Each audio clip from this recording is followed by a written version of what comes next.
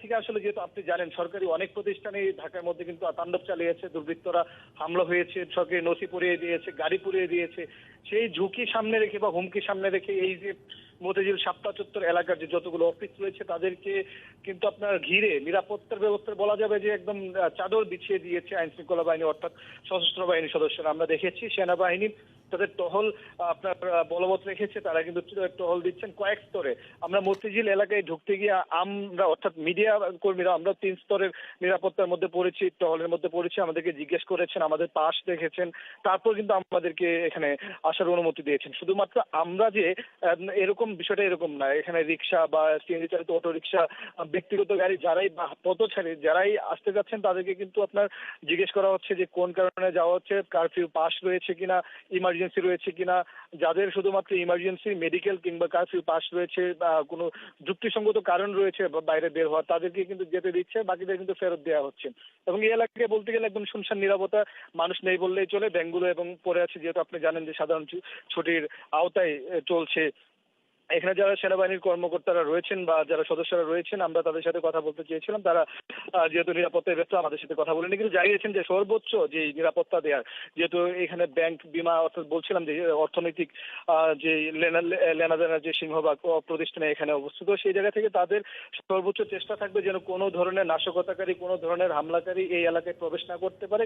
মোটা দাগে বলতে গেলে সামিয়া, যে এই এলাকার নিরাপত্তা দেওয়ার জন্য সশস্ত্র বাহিনীর সদস্যরা সর্বোচ্চ চেষ্টা করে যাচ্ছে এবং কয়েক স্তরে মোহন, ধন্যবাদ আপনাকে আমাদের সাথে যুক্ত হবার জন্য। আমরা এবার একটু রাজধানীর বাইরে নিরাপত্তা পরিস্থিতি সম্পর্কে জানতে চাই। আজও চলছে কারফিউ, সচল হয়নি ইন্টারনেটও। এ নিয়ে আরও জানাতে রাজশাহী থেকে সরাসরি যোগ দিচ্ছেন সহকর্মী সৌরভ হাবিব। সৌরভ, নিশ্চয়ই শুনতে পাচ্ছেন আমাকে। তৃতীয় দিনের কারফিউ রাজশাহীর আইন শৃঙ্খলা পরিস্থিতি সম্পর্কে জানাবেন এবং সেই সাথে ইন্টারনেট না থাকায় নগরবাসীকে কি ধরনের ভোগান্তিতে পড়তে হচ্ছে জানাবেন।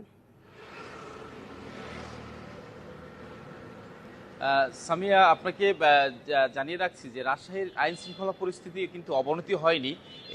এই চলমান সহিংসতা এবং কারফিউ জারির পর কিন্তু আমরা দেখেছি যে রাজশাহীতে রাজপথে কিন্তু কেউ নামেনি, বিএনপি, জামাত বা কোনো দুর্বৃত্ত কিন্তু রাজপথে নামেনি। শিক্ষার্থীরা রাজশাহী বিশ্ববিদ্যালয়ে আন্দোলন করছিল, তারা কিন্তু আগেই চলে গেছে হল ছেড়ে। এবং ইন্টারনেটের যে সমস্যাটি সেটি জানিয়ে রাখছি যে রাজশাহীতে প্রায় 40,000 প্রিপেড মিটার আছে। এই 40,000 প্রিপেড মিটারের মধ্যে প্রায় অর্ধেক মিটারই টাকা ফুরিয়ে গিয়েছিল গত বৃহস্পতিবার থেকেই। এবং শুক্রবার, শনিবার অনেকেই কিন্তু বিদ্যুৎবিহীন ছিলেন বাসাবাড়িতে।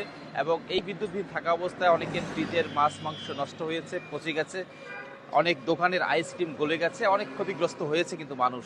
এবং এই অবস্থায় গতকালকে আমরা খোঁজ নিয়েছি রেনেস্কোর রাজশাহীর কলাবাগান শাখায়, সেখানে প্রায় 3,000 মানুষ কিন্তু গতকাল একদিনেই তাদের মিটারে টাকা তুলেছেন, বিল পরিশোধ করেছেন। এবং এই টাকা তোলার মাধ্যমে কিন্তু যে সকাল থেকে সন্ধ্যা পর্যন্ত 11টি বুথে টাকা গ্রহণ করেও মানুষের যে ভিড় সামলানো যাচ্ছিল না, এই অবস্থা কিন্তু আজকেও কিন্তু একই অবস্থা রয়েছে। এবং এই সংকট চলছে, কারণ এই ইন্টারনেট না থাকায় বিকাশ বা নগদ বা রকেট বা কোনো কিছুতেই কিন্তু টাকা তোলা যাচ্ছে না মিটারে। এছাড়া আপনাকে জানিয়ে রাখছি যে রাজশাহী অঞ্চলের আমের মৌসুম যদিও শেষের দিকে, তারপরে কিন্তু রাজশাহী অঞ্চলের কিছু কিছু আম এখনও রয়ে গেছে, যে আমগুলো এই যে চলমান কারফিউর কারণে ঢাকা বা অন্যান্য জায়গায় পাঠানো যাচ্ছে না। একই অবস্থা হয়েছে, প্রতিদিন এখান থেকে 10 থেকে শতাধিক গাড়ি ট্রাক মাছ কিন্তু ঢাকায় যেত, এই মাছগুলো কিন্তু যেতে পারছে না। তো সবকিছু মিলিয়ে কিন্তু একটু সংকট রয়েছে। সামিয়া। সৌরভ, ধন্যবাদ আপনাকে আমাদের সাথে যুক্ত হবার জন্য। অবিশ্বাস্য অফার, 1000 গ্রাম ফার্স্ট ওয়াশ ডিটারজেন্ট পাউডারের সাথে একটি তিব্বত 570 সাবান ফ্রি।